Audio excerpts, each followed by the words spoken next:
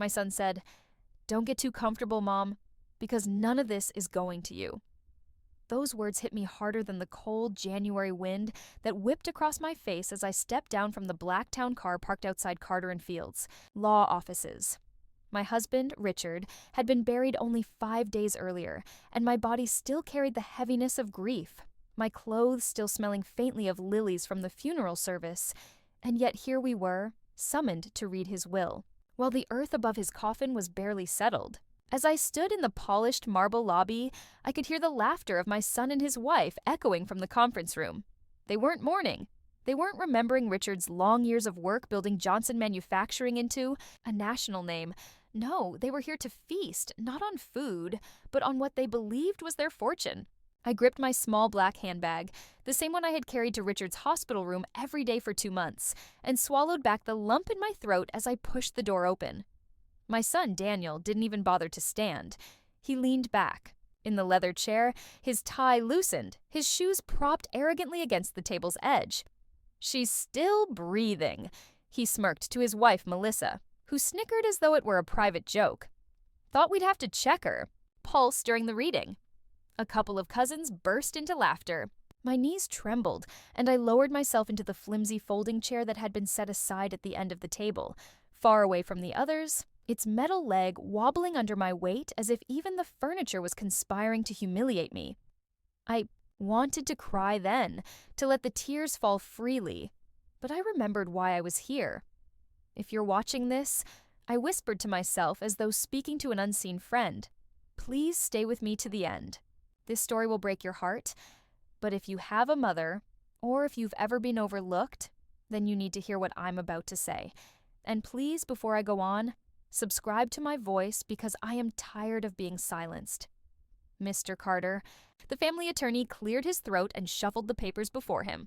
But before he could speak, Daniel snatched up a yellow legal pad, flipping through it as if he already knew the contents. "The estate is worth $92 million, he said loudly, grinning at Melissa. "And most of it is ours. Dad told me he never trusted Mom with money.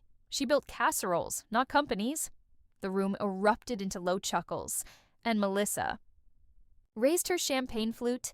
Yes, she had brought champagne to a will reading, as though we were celebrating. My hands gripped the edge of the chair until my knuckles whitened. They didn't see the nights I spent balancing ledgers when Richard couldn't sleep, the afternoons I pawned my mother's emerald bracelet to keep payroll alive, the mornings I sat by Richard's side as we drafted letters to banks begging for extensions. They didn't know the truth, and Daniel never cared to ask. He only saw the apron, never the mind behind it. "Let's get this over with," he muttered impatiently, as though my husband's last words were an inconvenience. Mr. Carter began reading, his voice solemn, measured, recounting Richard's charitable donations, the scholarships he had left in his name, and then finally, the distribution of assets. Daniel leaned forward like a wolf waiting for his kill. "The house in Denver," Mr. Carter said, "remains with my wife, Margaret Johnson." Daniel's jaw tightened, his smirk faltering. Melissa leaned in, whispering, "Don't worry, that's temporary." My heart ached as I stared at the mahogany table, remembering how Richard and I had picked it out 30 years ago at a thrift store when we had nothing but dreams and determination. "The lake house in Minnesota," Carter continued, "shall remain under joint trust between my wife and my son, Daniel Johnson." Daniel smiled again, confident, cocky, as though the universe owed him every brick and nail his father and I had fought for. But then Carter paused, sliding a separate envelope from his briefcase. "And as for the corporate shares of Johnson Manufacturing, 61% shall pass to my wife, Margaret Johnson, effective immediately." The silence that followed was deafening. Melissa dropped her glass, the champagne spilling across the polished floor like liquid gold wasted on greed. Daniel's face turned pale, then red, then pale again, his lips moving soundlessly as if he had forgotten how to speak. "What? No, that can't be right," he stammered finally, pounding the table with his fist. "Dad promised me. He said I'd inherit everything. He said, Mom—" He glanced at me, his eyes burning with hatred.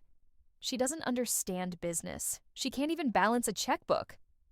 I wanted to scream then, to tell him how many nights I had stayed awake, with Richard running numbers, predicting markets, rewriting proposals. I wanted to hold up the folder hidden inside my handbag, the folder that contained proof that years ago when bankruptcy loomed, it was me. Not Daniel, not the board, not even Richard who saved Johnson Manufacturing. But I didn't speak. Not yet. Mr. Carter lifted a hand to silence the chaos. This was Mr. Johnson's final, notarized will, revised only 4 months ago after his diagnosis. He made it very clear that Margaret Johnson was to inherit majority control of the company and estate. Daniel's voice cracked as he shouted, "She's a relic! She doesn't deserve it! I built this company alongside Dad." My tears threatened to spill, but I blinked them back. He hadn't built a thing. He was a child when Richard and I mortgaged our home to keep the company alive. He was in college when I sold my wedding bangles to pay for new machinery. He was at parties when I wrote business plans by candlelight because we couldn't afford electricity one winter. And now he had the audacity to sit here and erase me, to laugh at me, to strip me of the very legacy my hands had held together with quiet strength. Melissa sneered. Maybe we should get her evaluated. She doesn't look well. If she's declared incompetent, we can contest this. The words sank into me like knives. Incompetent, invisible, irrelevant. That's how they wanted me to vanish. But my hand brushed the edge of the folder in my bag, and I felt the strength return to my bones. Inside that folder was my handwriting, my sacrifices, my truth. The same truth that Richard finally recognized in his final months when he looked at me with regret in his tired eyes and whispered, "I should have given you credit long ago, Margaret." And now, with everyone watching, waiting for me to break, I lifted my chin, let the tears finally fall down my cheeks, and whispered to myself, "They buried me too soon, but I'm not done. Not yet." The room crackled with tension as Daniel's voice rose louder than the rain tapping against the window panes, his fury bouncing off the glass walls of the conference room like an echo that wouldn't die. And though my heart raced and my hands trembled in my lap, I sat perfectly still, tears slipping down my cheeks not because I was broken, but because I had spent a lifetime swallowing the pain of being unseen, unheard, erased, and now it spilled out of me in front of the very people who thought I was too weak to stand. And as Daniel accused me of manipulation, of trickery, of somehow forging the will to cheat him out of what he called his birthright, I remembered the countless nights I sat across from Richard at the kitchen table, our bills spread out, like battleground maps, and the way I quietly pawned my mother's sapphire brooch, my father's pocket watch, even the pearl necklace Richard gave me on our wedding night so the company could breathe another day. But Daniel hadn't been there. He hadn't seen the way I pulled every thread of my own life to stitch his father's dream together, and now his voice pierced through my memories as he shouted, "She doesn't know the first thing about running a company. She'll ruin everything Dad built." Melissa, her manicured nails glittering under the overhead lights, leaned forward and whispered poison into his ear, her words slipping out just loud enough for me to hear. "Get her declared incompetent, Danny. It won't be hard. Look at her. She's shaking, she's old, the judge will sign off in a heartbeat." Their laughter followed, cruel, sharp, slicing through my chest, but instead of crumbling, I lifted my eyes and let my gaze sweep across the table, across the cousins who had gathered not to mourn, but to scavenge, their sticky notes still clinging, to furniture in their minds, claiming memories they didn't earn, and I realized that none of them truly knew me. Not the woman who stayed up until dawn drafting proposals, not the mother who stitched curtains by hand when we couldn't afford. New ones. Not the wife who watched her husband accept awards for strategies I had quietly designed, because I had let them believe the story was his alone, and my silence had written me out of history. Mr. Carter coughed into his fist, trying to regain order, and then he spoke firmly. "Mr. Johnson's intentions were clear, Daniel. Your mother inherits controlling shares and assets. That is final." The word final hung in the air like thunder, but Daniel slammed his fist again, rattling the water glasses, his face twisted with rage as he turned to me and snarled, "You did this, didn't you? You tricked him while he was sick," whispered in his ear, made him sign things he didn't understand. "You've always been a manipulator, Mom." My lips parted to answer, but the words caught in my throat, and instead, my tears came faster, not of shame, but of release. Because for the first time I realized I didn't need to beg him to see me, didn't need his approval, his validation, or his affection, because tucked away in the worn leather folder in my handbag was the truth of everything I had endured and everything I had given. Melissa scoffed dramatically, pulling her phone from her purse, already scrolling through contacts, likely dialing an attorney to mount their battle, and her sharp laugh rang out as she muttered, "Let's see how long this little charade lasts. Once we prove she's senile, all this will come back to us." My body shook, not from weakness, but from a fire that had been buried too long, and I thought of all the women before me who had given everything and received nothing but silence. My grandmother, who worked 2 jobs while raising 8 children only to be called uneducated. My own mother, who scrubbed floors until her hands bled, but was remembered only as quiet. And I thought, not me, not today, not anymore. Slowly, deliberately, I reached into my handbag, my fingers brushing the edges of that folder I had hidden for decades, the one I promised myself I would never need to open. But as Daniel continued to sneer, I realized the time had come. I placed the folder gently on the table in front of me, and though my hands trembled, my voice, when it came, was steady. "You don't know half the story, Daniel, but you're about to." He scoffed, rolling his eyes, his arrogance so thick it blinded him, and Melissa leaned back with a mocking smile, but Mr. Carter's eyes sharpened, recognizing the seriousness of my tone. "This," I whispered, sliding the first document forward, "is the bank memorandum from 2006, the year the company nearly collapsed. Richard didn't save it, Daniel. I did. I sold every piece of heirloom jewelry I owned, every memory tied to my family, and I used that money to keep Johnson Manufacturing alive when the banks wanted to foreclose."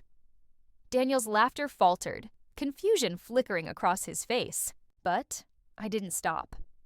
"This," I continued, pulling out the second bundle of pages, my old handwriting still smudged with ink, "is the proposal that became the blueprint for the company's IPO. The same IPO that made your father a so-called visionary. He didn't write it. I did, under a pen name. I mailed it to the office anonymously because in 2006, no board of directors would have trusted a woman with that kind of plan. And for 15 years, I let him take the credit because I thought it was enough to see our family survive." The room went silent, the kind of silence that makes your ears ring, and Melissa's smirk disappeared as quickly as it had come, her eyes darting nervously from Daniel to the papers in front of me. I swallowed hard, letting the tears fall freely now, not from weakness, but from the weight of years finally released. "I stayed quiet because I thought my love for your father and for this family was enough. But you mocked me. You buried me, alive in this story, and you thought I would just fade away." Daniel's face twisted, his voice shaking. "You're lying. You forged this. Dad would have told me." I met his eyes then, my own swollen and red from crying, but steady, unwavering, and I said softly, "He did tell you, Daniel. You just never listened." Daniel's chair screeched against the polished floor as he shoved himself upright, his voice booming so loud it rattled the glass walls of the conference room, shouting at Mr. Carter to stop this nonsense, calling the papers fake, insisting that his father would never leave the company in the hands of a woman who spent her life in the kitchen. And the words struck me like stones, though I had heard them 100 different ways, across 100 different years. From the neighbors who said I was just a housewife, from the relatives who smirked when Richard spoke about business while I was pouring the coffee, from Richard himself when he let my brilliance stay hidden in the shadows because the world wasn't ready to hear it. And yet here stood my own son, the boy I had held through fevers and heartbreaks, the child whose sandwiches I cut into triangles because he liked them that way, now sneering at me as though I were nothing more than an obstacle.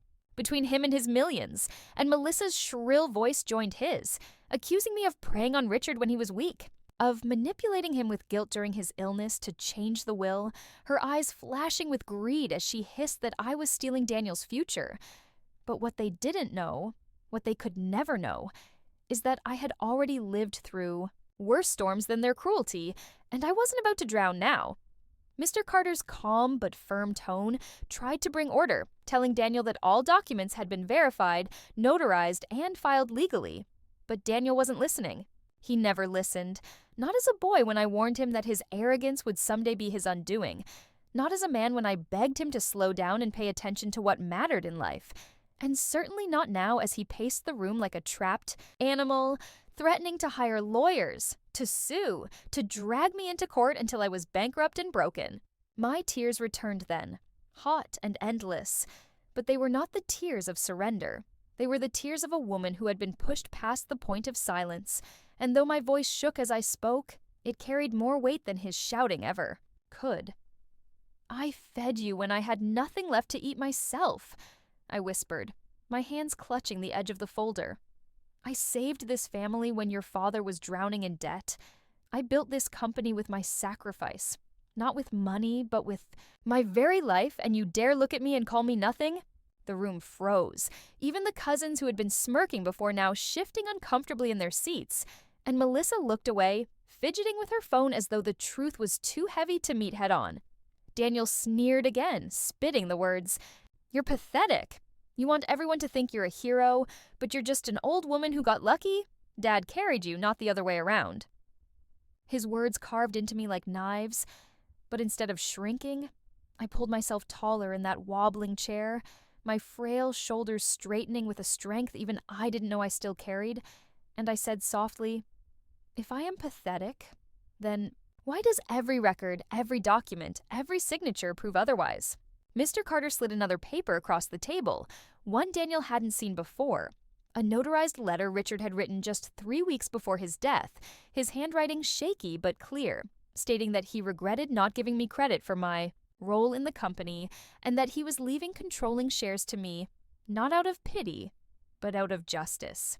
Daniel's face drained of color, and for a moment he looked less like the proud businessman he pretended to be, and more like the little boy who once cried when his kite broke in the wind. And though my heart ached to remember that boy, I reminded myself that he had chosen this path, that he had hardened into a man who saw his mother not as a person, but as an obstacle. And there was no turning back now. Melissa gasped, realizing the letter dismantled their argument before it had even begun, and she hissed into Daniel's ear again, urging him to fight, to claim I was unstable, to push me aside through the courts.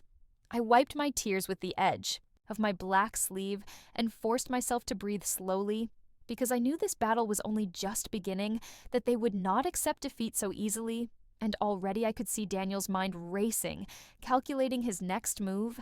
But what he didn't know was that I had spent a lifetime preparing for this moment, that every quiet sacrifice, every erased credit, every night of silence had built a wall of strength within me, and now that wall was unbreakable. The conference room felt suffocating then, the air thick with anger and greed, and I rose slowly from my chair, my legs shaky but determined, and I looked at Daniel with eyes swollen from crying but clear, and I said, "You buried me in silence. For years, Daniel, but today I rise louder than your lies." He laughed bitterly, brushing past me to storm out of the room, Melissa trailing behind him like a shadow, and their voices echoed down the hallway, vowing to destroy me, to fight, until I had nothing left. I watched them leave, my chest aching, but instead of despair, I felt a strange calm wash over me, because I knew something they didn't, something that lived in that folder and in the heart of every woman who has ever been erased. The truth always outlives the lies. As I sank back into the chair, Mr. Carter placed a gentle hand over mine, his voice low and steady. "They'll fight you, Margaret, harder than you think, but you have everything you need to win." And in that moment, as the tears dried on my cheeks, I realized that this wasn't just about inheritance or money. It was about reclaiming the voice they had stolen from me long ago. And I swore silently that no matter how cruel their attack became, no matter how much they tried to strip me down to nothing, I would not stop until my truth was heard and my dignity restored, because mothers do not fade quietly. We endure, we remember, and we rise. The next morning, I awoke in my empty bedroom, the silence of the Denver house pressing in on me like a weight. And though the bed felt colder without Richard beside me, it wasn't grief that kept me staring at the ceiling, but the echo of Daniel's voice from the will reading, his words slicing into my memory like broken glass. "She's incompetent. We'll prove it. She won't last a week." And I could hear Melissa's laughter ringing with confidence, as if my entire life could be erased by a single court filing. But they didn't know that while they plotted, I was already moving, already preparing, because my husband's last act of love had given me the power they thought I could never hold, and I would not let it slip away. I rose slowly, my bones stiff, my breath shaky, and padded into the small study Richard and I once shared. Its shelves lined with books on law and economics he rarely opened, but I devoured quietly at night, teaching myself the language of contracts and investments when no one was watching, and I pulled from the bottom drawer the old leather folder I had shown briefly at the will reading, the one they thought was my only weapon, but they didn't realize it was just the beginning. Inside, beneath the bank memorandum and IPO draft, lay a series of documents I had guarded like sacred relics. Stock certificates in my name, letters from banks acknowledging my deposits, notes scribbled by Richard himself thanking me for ideas I'd whispered to him when the company was drowning, documents notarized 15 years ago with signatures that no judge could dismiss. And as I ran my trembling fingers over them, tears welled again, but this time they weren't from sadness. They were from the realization that after years of silence, I finally held proof that I had mattered. Still, fear gnawed at me, because Daniel was not a man to retreat. He would hire lawyers, spin stories, drag my name through the mud, and Melissa would fuel his fire, whispering strategies into his ear like a devil on his shoulder, urging him to take everything until I was left with nothing but shame, and that fear made my chest tighten. But then I thought of all the mothers like me who had been cast aside by their children, who had been told they were useless, outdated, irrelevant, and I promised myself that if not for me, then for them, I would fight. Later that afternoon, the phone rang, its shrill tones slicing through the quiet, and when I answered, it was Mr. Carter, his voice calm but urgent. "Margaret, they've already filed an intent to contest the will. Their claim is incompetence. They want to drag you into court to prove you unfit." My hand shook, but I steadied it against the desk, whispering, "Let them try." And though my voice wavered, a fire burned behind it that even I could hear. That night, I sat alone at the dining table, the same table where Richard once carved the Thanksgiving turkey, while Daniel bragged about his college grades. The same table where I had sewed Daniel's torn soccer jersey back together. The same table where I had cried quietly when Richard chose the company's board dinner over our anniversary, and I laid out the folder piece by piece, like armor preparing for battle. I remembered every sacrifice stitched into those pages, every sleepless night, every humiliating moment when I was told my ideas were cute, but not serious. And I wept openly as I pressed my palm against the paper, because it wasn't just evidence. It was my life, and now it was my shield. The days that followed were filled with whispers in the town, cousins calling with fake sympathy, neighbors stopping me in grocery aisles to ask if it was true that Daniel was suing me, and, though my cheeks burned with humiliation, I lifted my chin and said only, "We'll see," because I refused to let their gossip define me. Meanwhile, Daniel and Melissa moved into the Denver estate without asking, hosting dinner parties where they mocked me openly, bragging about how soon the courts would hand everything back to them. And though it broke my heart to hear from a neighbor that Melissa had joked about turning my bedroom into a wine cellar, I held on to my silence because I knew the storm would turn in my favor. One evening, as the sun set in streaks of orange and pink across the Rockies, I sat by the window clutching a letter Richard had written to me before he died, his handwriting shaky but full of regret, apologizing for letting me fade into the background, thanking me for saving the company, promising that in the end he would make sure the world knew who I was, and with tears streaming down my cheeks, I whispered to his memory, "I'll finish what you started, Richard, but I'll do it my way this time." The next morning, I walked into Carter's office, folder in hand, my eyes red but determined, and laid out everything I had, every bank record, every handwritten proposal, every notarized letter, until the polished oak desk was covered in the story of my life. Carter leaned back in his chair, his eyes widening as he read. Then he looked at me with something close to awe. "Margaret," he said slowly, "this isn't just enough to defend yourself. This is enough to redefine the entire legacy of Johnson Manufacturing. You were more than a partner. You were the architect." My breath caught, my chest heaving as though a weight I'd carried for decades had been lifted. And though my tears returned, they were tears of validation, of knowing that for once someone finally saw me, finally named me. Carter promised to prepare everything for the court battle, but as I left his office, my hands trembling on the steering wheel of my old sedan, I couldn't help but think of Daniel's face when the truth came crashing down on him, how his smirk would falter, how his arrogance would crumble. And though my heart ached to know my victory would be his downfall, I reminded myself that he had chosen greed over love, cruelty over respect, betrayal over loyalty. And I whispered through clenched teeth, "Mothers are not meant to be erased." That night, as the house grew still around me, I knelt beside my bed, tears soaking into my pillow, and I prayed not for vengeance, not for wealth, but for strength. Strength to endure the storm, strength to hold my ground, strength to be the voice for every woman who had ever been silenced. And as I rose, brushing the tears from my cheeks, I knew deep in my bones that the battle was coming, but for the first time in years, I wasn't afraid, because I held the truth. And the truth is heavier than gold.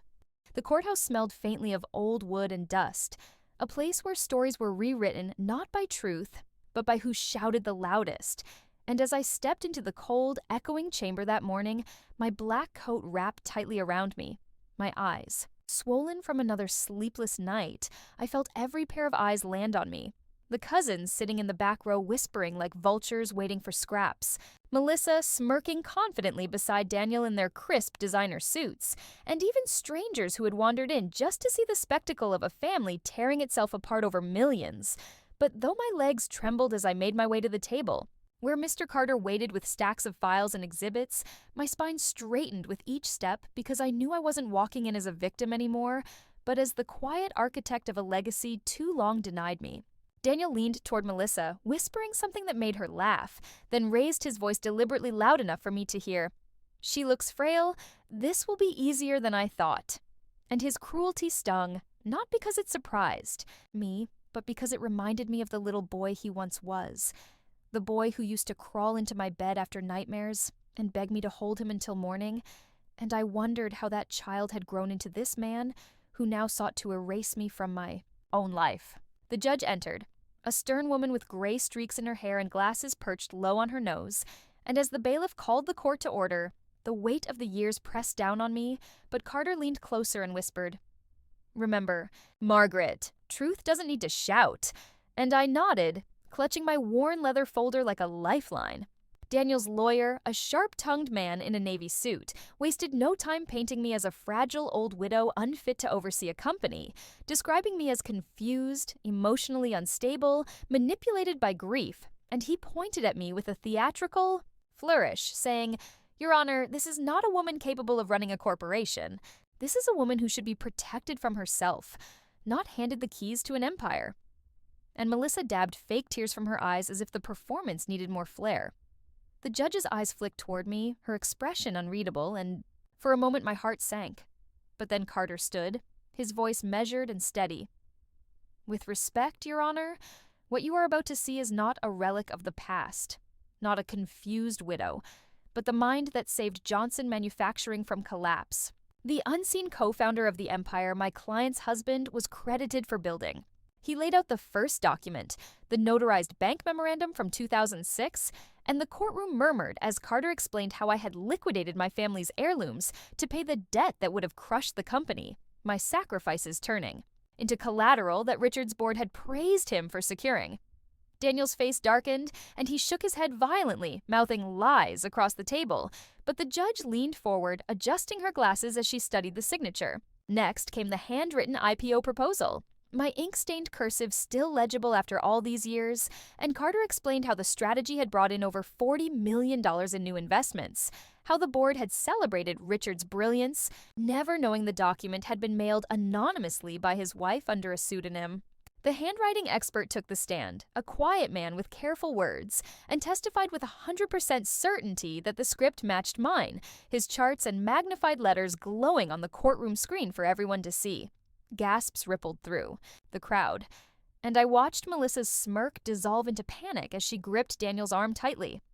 Daniel sprang to his feet, shouting objections, claiming forgeries, calling me a liar, but the judge's gavel slammed down hard, silencing his tantrum like thunder.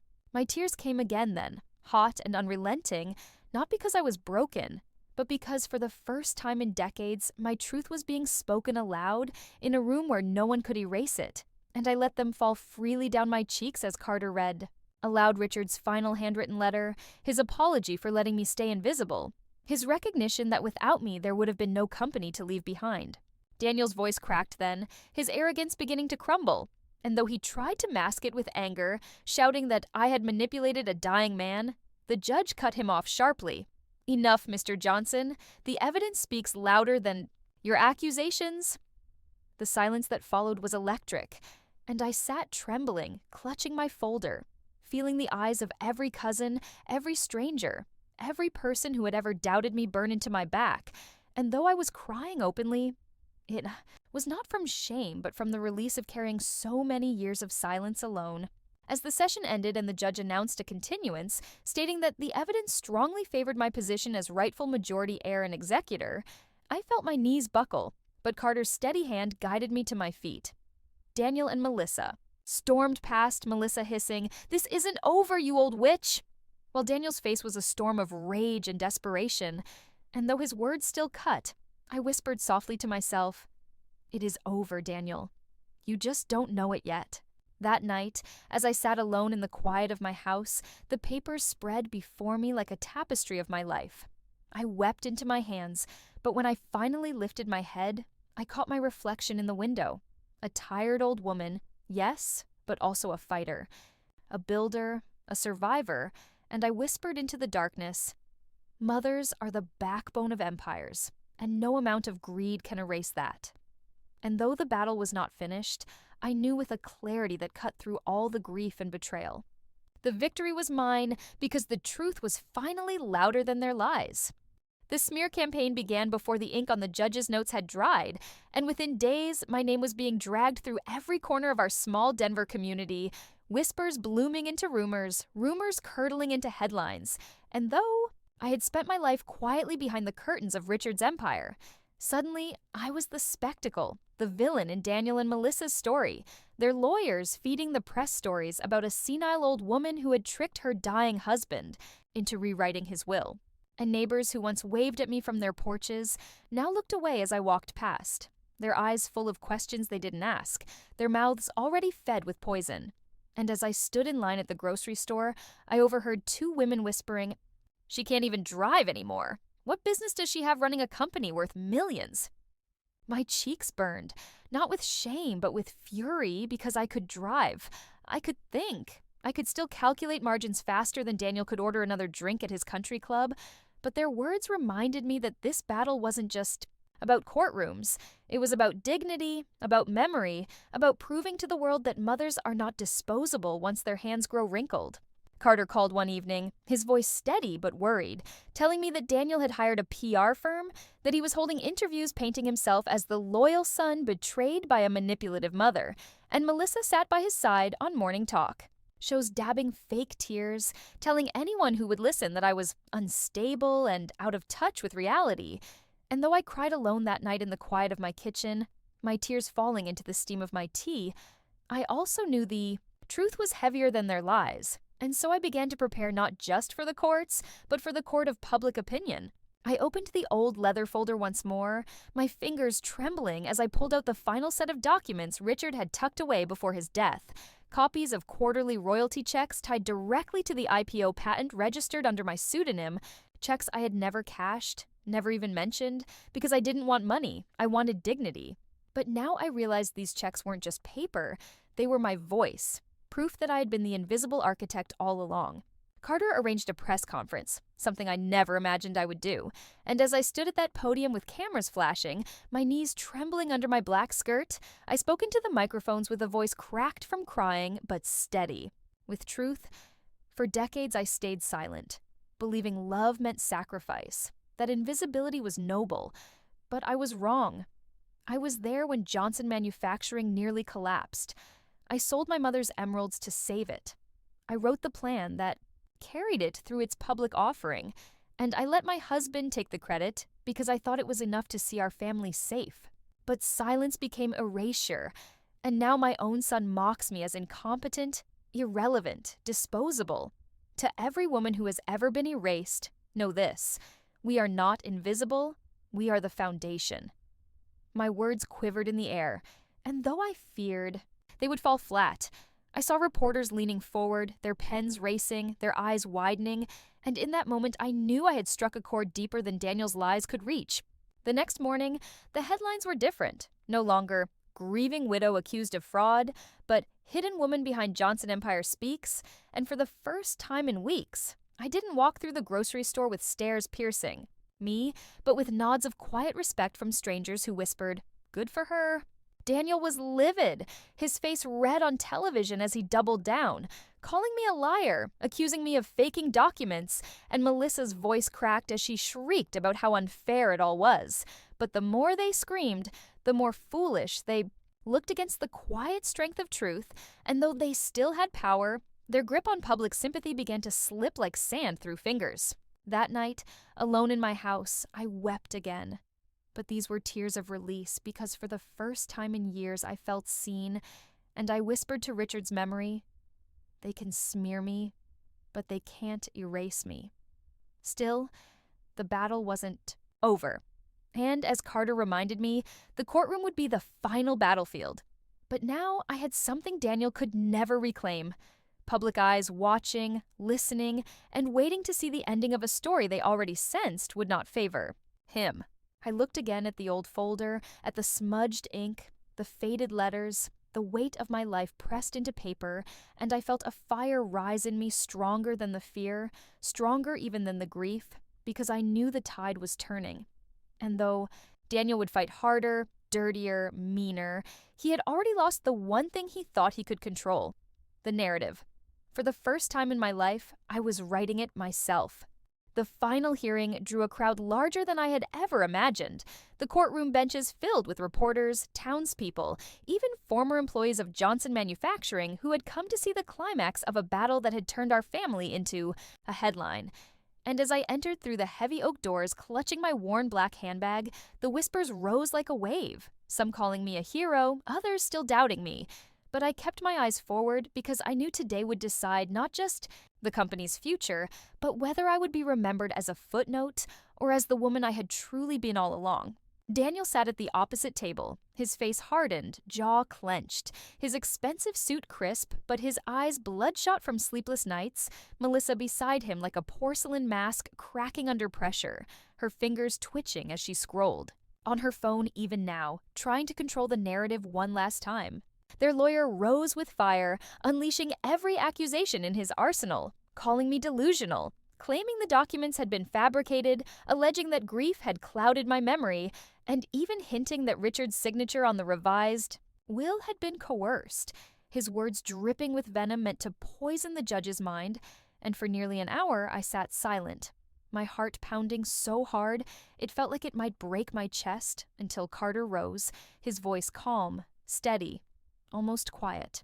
Against the storm, but with a weight that turned every head, he began by laying out the documents again, line by line, date by date, signatures verified, then called witnesses, bankers who remembered my deposits, a handwriting expert who confirmed the drafts, even an old secretary from Johnson Manufacturing, who testified that she had seen my drafts and notes years ago, but had been told to file them under Richard's name. The judge listened intently, her expression unreadable, and though I wanted to cry again, to bury my face in my hands, I knew I had to stay steady because the moment was coming, the one I had saved for last. Daniel couldn't hold back his temper. He leapt to his feet mid-testimony, shouting that this was all a conspiracy, that I had been nothing but a cook with delusions of grandeur, his words slicing through the air and leaving the courtroom, in stunned silence until the judge's gavel cracked down, silencing him. But not before the damage was done. His rage, his cruelty, his arrogance hung in the air like smoke, choking him far more than me. Carter turned to me then, a silent question in his eyes, and I nodded, my trembling hand reaching into the old black handbag where the final piece of my life's proof lay hidden all these years.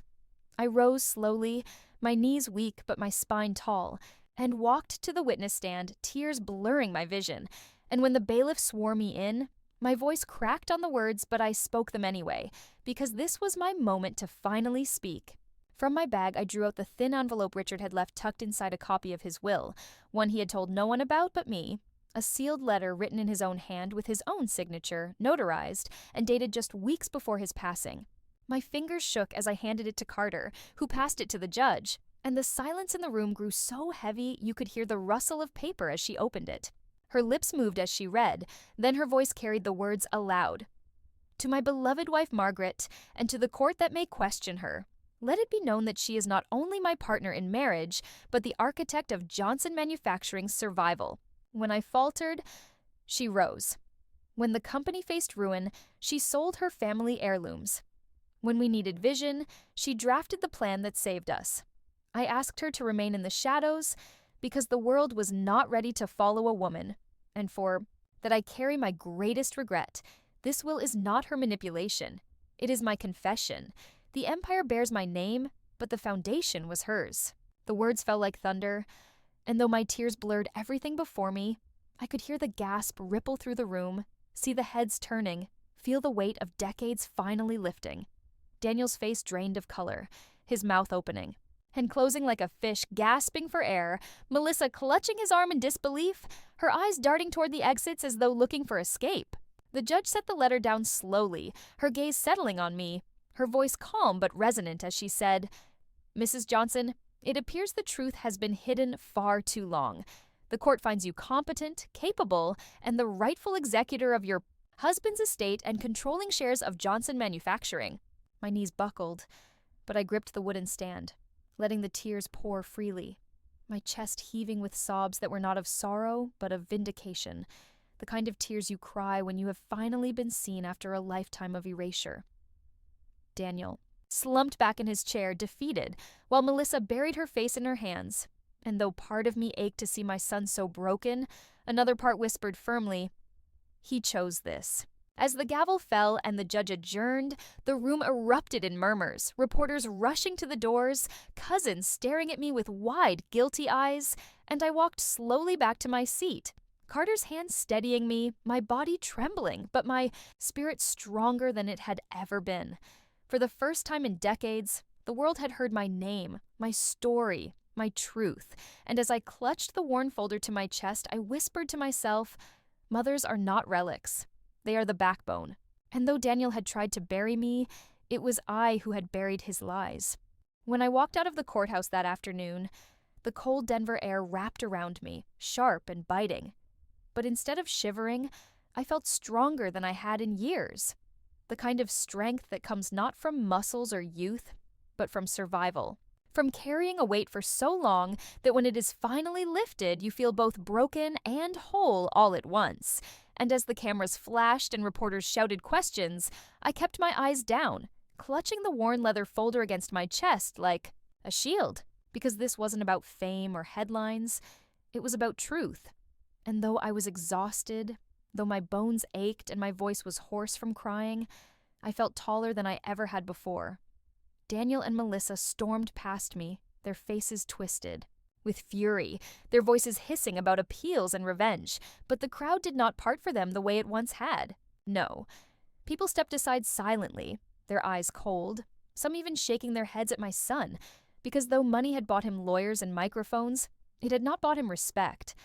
And I think for the first time in his life, Daniel realized he had lost something far more valuable than fortune. He had lost the faith of those who once believed in him.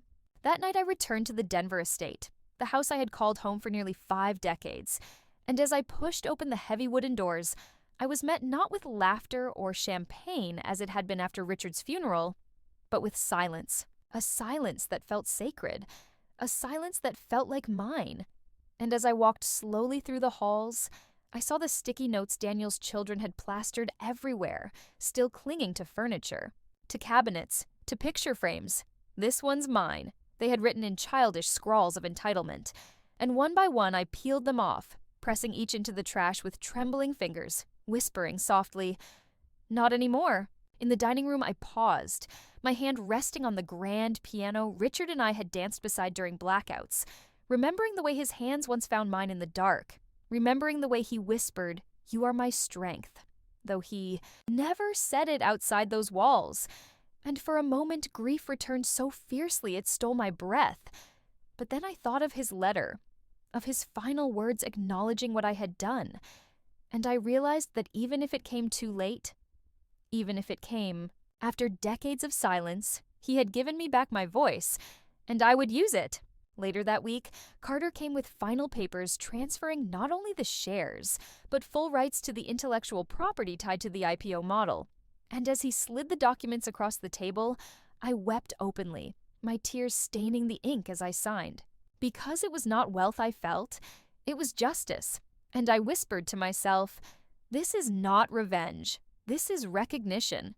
Daniel tried to speak to me once more, his voice hoarse, his eyes hollow as he stood in the hallway of the estate, begging, "Please, Mom, you can't cut me out. I didn't know it was you." But I looked at him with all the love and all the hurt that a mother's heart can hold, and I said softly, "You spoke first, Daniel. The will only listened." His shoulders collapsed as though my words had struck harder than any gavel, and Melissa dragged him away, her fury spilling down the steps. But I did not follow, I did not call out, because mothers are not meant to chase the children who choose greed over love. Instead, I turned inward, into the life I still had, into the time that remained, and I asked myself how I wanted to spend it, and the answer came quietly but clearly. Not in bitterness, not in endless battles, but in building, something that would outlive even this wound.